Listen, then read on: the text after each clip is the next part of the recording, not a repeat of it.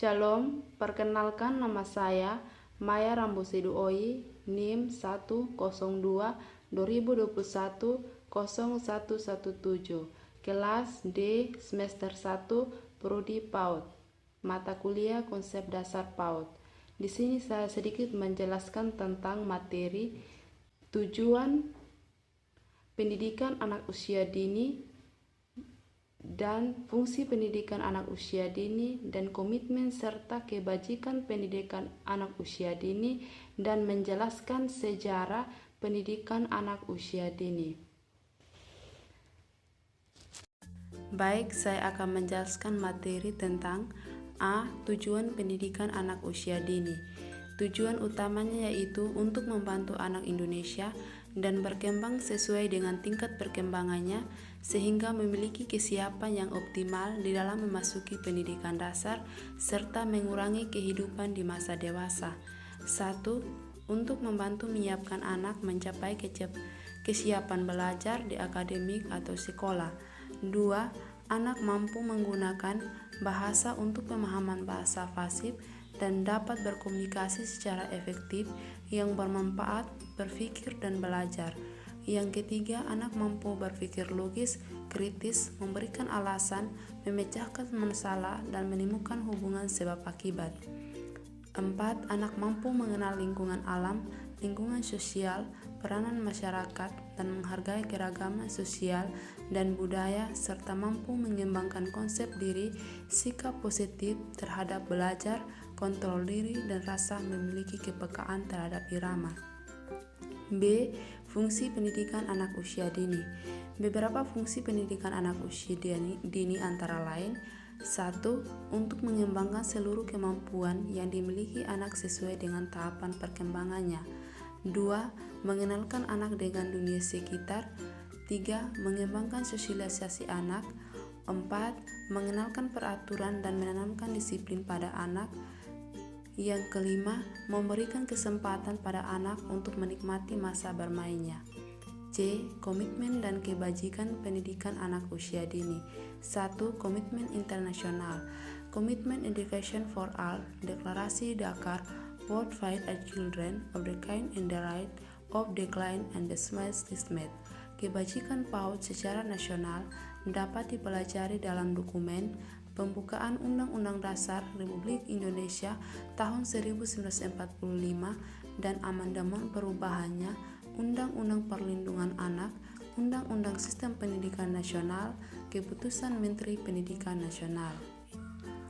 Sejarah pendidikan anak usia dini di Indonesia. Kehadiran PAUD di Indonesia sesungguhnya dimulai sejak sebelum kemerdekaan. Pada masa ini setidaknya dapat ditelusuri melalui 2 periode, yaitu pada masa pergerakan nasional pada masa Belanda 1908 sampai 1941 dan masa penjajahan Jepang pada tahun 1942 sampai 1945. Namun demikian, keberadaan PAUD di Indonesia tidak terlepas dari perkembangan PAUD di dunia internasional. Pada tahun 1840, Frederick William Augustin Froebel mendirikan Kindergarten di kota Blenheim, Jerman, yang merupakan pelopor pendidikan anak usia dini di dunia. Kinder berarti anak dan Garten berarti taman. Menurut Froebel, anak usia dini diibaratkan seperti tunas tumbuh-tumbuhan, masih memerlukan pemeliharaan dan perhatian sepenuhnya dari si juru tanam. Berdirinya Kindergarten yang juga dikenal sebagai Froebel School berpengaruh terhadap perkembangan PAUD di seluruh dunia. Konsep Kindergarten dengan cepat menyebar ke seluruh penjuru dunia. PAUD versi lain pun muncul pada tahun 1997 di pemukiman Cuman, San Lorenzo, Italia. Maria Montessori, seorang yang berlatar belakang dokter, mendirikan jasa dei bambini yang ditunjukkan bagi perawatan anak-anak dari keluarga miskin dan kaum buruh. Jasa dei bambini artinya rumah untuk perawatan anak yang selanjutnya dikenal sebagai rumah anak di Indonesia. Pemerintah Hindia Belanda membawa konsep ini dan mendirikan Froebel School bagi anak-anaknya. Seiring dengan kebangkitan nasional yang diawali berdirinya pergerakan pemuda Budi Utomo, kesadaran akan pentingnya pendidikan bagi kaum bumi putra semakin dirasakan. Froebel School yang awalnya hanya diperuntukkan bagi anak-anak keturunan Belanda, Eropa, dan bangsawan mulai dikenal oleh Cik Dewan Pemuda Pribumi. Pada tahun 1919, Persatuan Wilayah Asia mendirikan Husnaul Afal yang pertama di Yogyakarta. Kurikulum dan materi pendidikannya menanamkan sikap nasionalisme dan nilai-nilai ajaran agama. Ditunjukkan untuk merespon popularitas lembaga PAUD yang berorientasi Eropa. Pada tahun 1922, Ki Hajar Dewantoro sepulang diasingkan dari Belanda selama 2 tahun 1913 sampai tahun 1915 mendirikan Taman Lare atau Taman Anak atau Kinderverein yang akhirnya berkembang menjadi Taman Indria. Pada masa penjajahan Jepang, lembaga pendidikan sejenis PAUD terus berlanjut namun semakin berkurang. Pemerintah Jepang tidak mengawasi secara formal penyelenggaraan pendidikan setingkat PAUD, namun memiliki kegiatan kelasnya dengan nyanyian-nyanyian Jepang.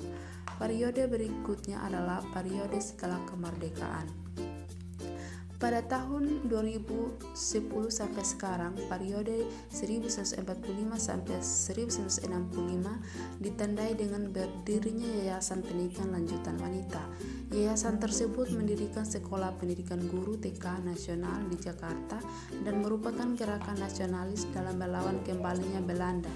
Di era ini pemerintah dan swasta mulai membangun banyak TK pada tahun 1950 melalui Undang-Undang Nomor 4 Tahun 1950 tentang dasar-dasar pendidikan dan pengajaran di sekolah. Keberadaan TK resmi diakui sebagai bagian dari sistem pendidikan nasional. Pada tahun itu pula, tepatnya tanggal 22 Mei 1950, berdiri IGTKI. Pada tahun 1951, yayasan bersekolah pada Ibu. Demikian hasil UAS dari saya. Terima kasih.